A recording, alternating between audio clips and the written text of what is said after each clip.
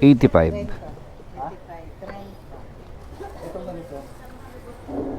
Toge tsaka isda. Thank you.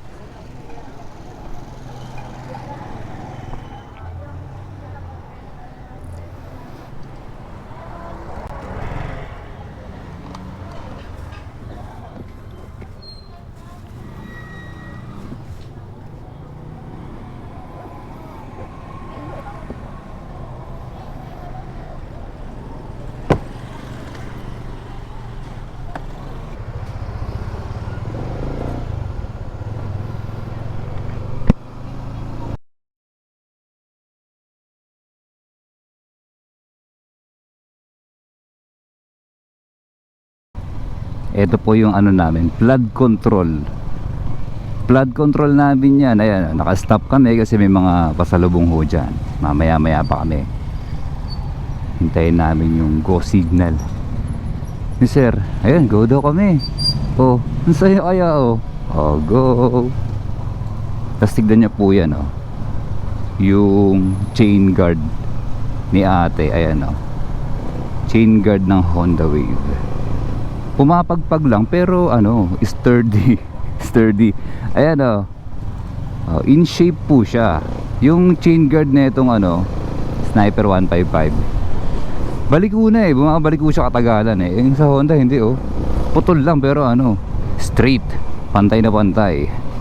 Mamaya pag may nakita ho tayong ano, sniper na luma-luma na. Whew. Ano ngayon eh, sipon season. Kaya karamihan may mga yan, uhog. May mga runny nose po, mga bossing. Kahit maaraw na ganyan, sarap eh oh. Hindi mainit.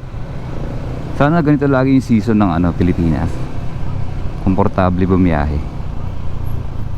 Ay pag ganito, subukan ko na hong sumingit. At ako ay ano, late na naman mga bossing.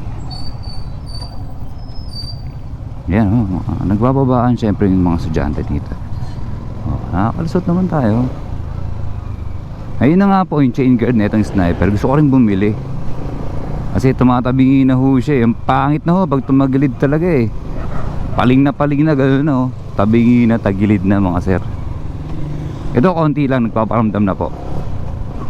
Ano na siya, meron na siyang bent. Angas ng forma ni Idol oh. Sports bike position yan mga bossing. Napakaganda talaga, di ba? Whoop! Ang ganda ng senyas ni Idol. Maandar kami tapos sabi po ni bossing ganyan, hinto daw kasi may tumatawid eh. Galing di ba? Mga ano yan eh, signalan na ano, effective. Pero di ko kabisado yan. Alam ko lang stop tsaka right turn, left turn, ganyan lang. Go po kami mga sir.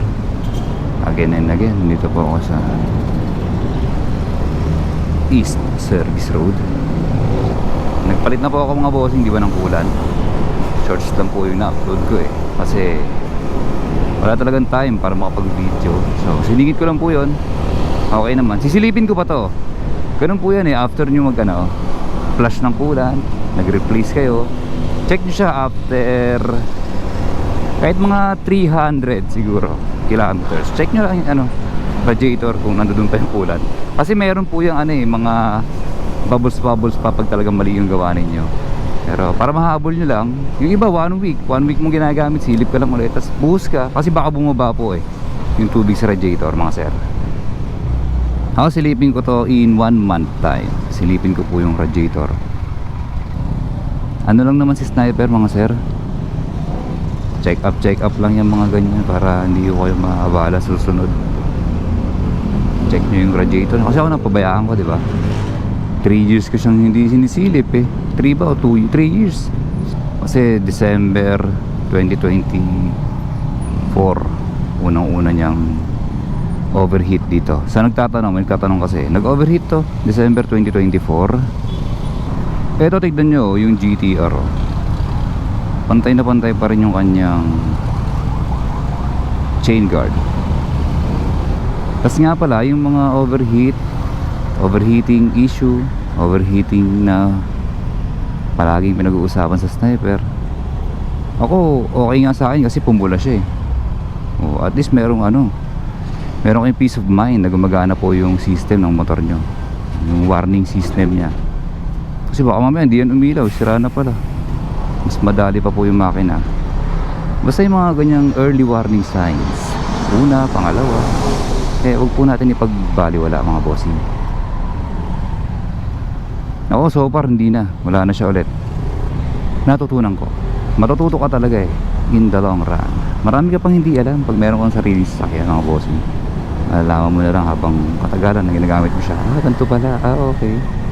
Oh my goodness, nakawala sa akin yung issue na yun mga ganon. Di ba nung ball race nga na ito, akalain ba naman natin kakaabang-abang ko nadali na pala ako. Kantuhan na pala yung ball race ko. Ay eto pabanggitin ko lang. Sabagay binabanggit ko na yung Winner R. Nakita ninyo yun mga bossing. Ang ganda po kasi na Winner R parang kung darating talaga siya sa Pilipinas, dati sinasabi ko mapapaisip ako ng matindi dahil nga kay Winner X. Hindi pa yun hindi pa buo yung loob ko nung nakikita ko sa Winner X, lalo nang sa personal. Ngayon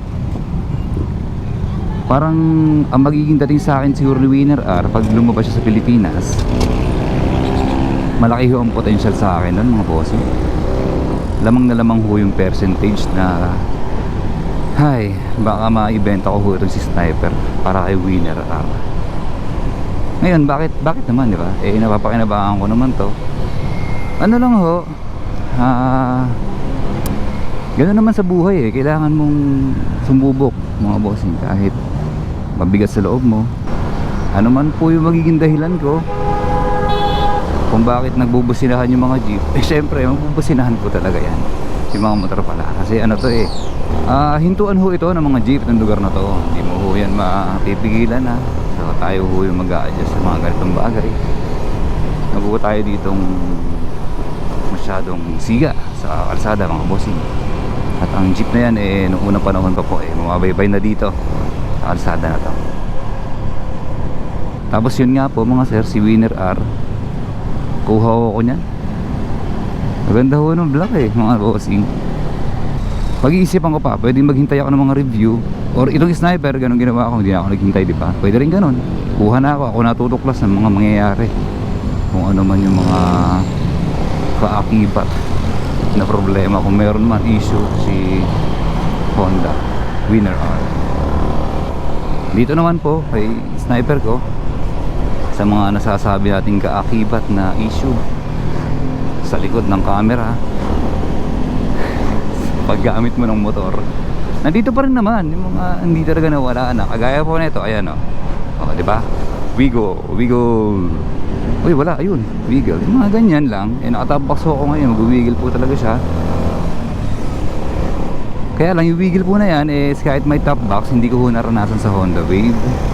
So isa ho yan sa talagang alam naman natin yung paraan kung paano gawin, pero nandun siya nandun talaga siya. Lumuluwag ho yung ball race mga bossing. Yung Sniper, so luwagin siya.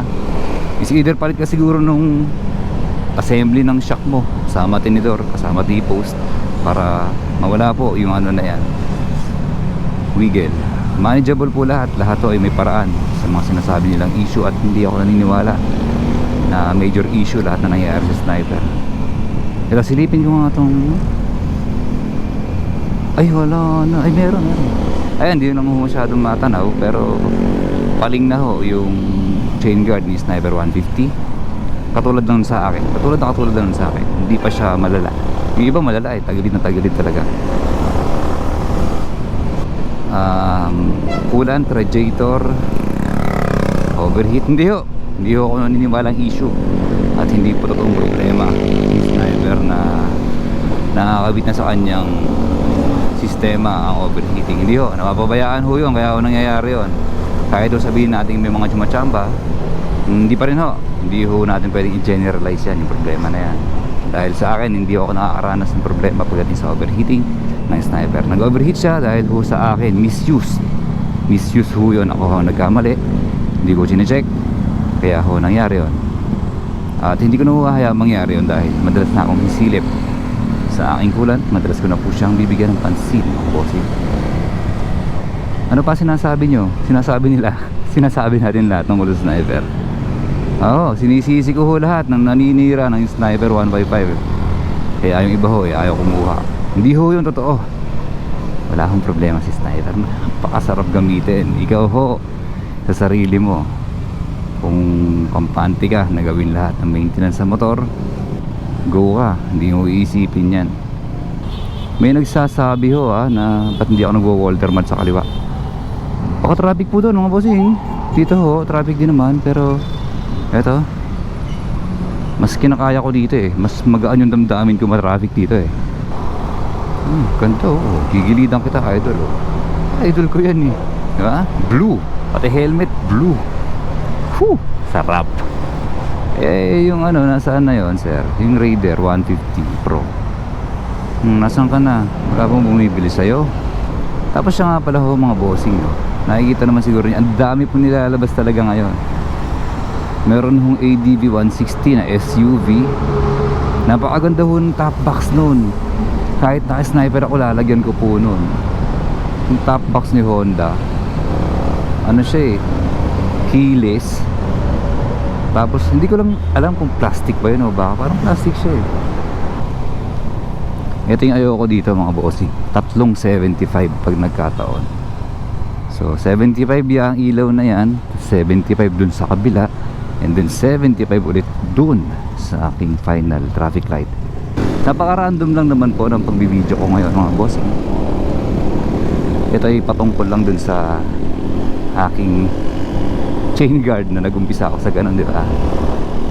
Doon ko inumpisahan eh kasi gusto ko nang palitan yung chain guard na ito eh. Tapos yung Honda Winner R at saka mga kaganapan po sa buhay mga sir. Kakanan po tayo dito mga bossing no?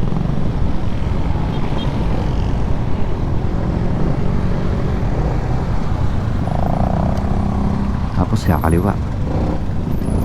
Sige, kakaliwa tayo mga sir. Dati ho dito kami nagpa-parking dyan sa car park, steel parking na yan.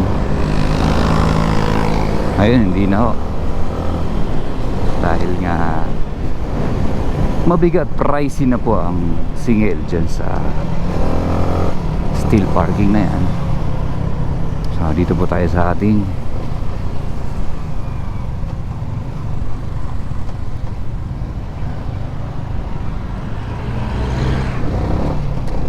dito na po ang aming parking zone. Magpa-parking na po ako mga sir. Ayun lang po yung video ko ngayon no? Paano hanggang dito na lang muna.